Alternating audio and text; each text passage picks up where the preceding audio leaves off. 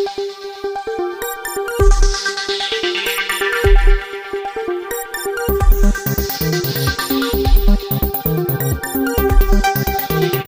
મિત્રો, Pvt Gujarati YouTube channel તમારું સ્વાગત છે। મિત્રો, દેશ અને દુનિયાની તમામ તાજા ખબર સૌથી પહેલાં જાણવા માટે અત્યારે ચેનલ સબસ્ક્રાઇબ કરી દેજો। મિત્રો, ખૂબ જ મોટા સમાચાર સામે આવી રહ્યા છે, જે બાદ ચારે બાજુ હડકંપ મચી ગયો છે।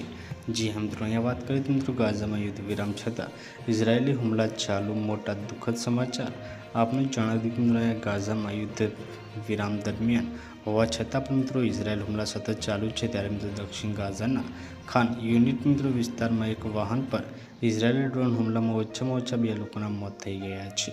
ત્યારે મિત્રો અહીંયા રિપોર્ટ મુજબ ઓક્ટોબરમાં યુદ્ધ વિરામ બાદ મિત્રો અહીંયા અમલ આવ્યા બાદ અત્યાર સુધીમાં ઇઝરાયેલી હુમલામાં 851 લોકોના મોત થયા છે। ત્યારે મિત્રો અહીંયા જે છે 2437 લોકો ઘાયલ થયા છે।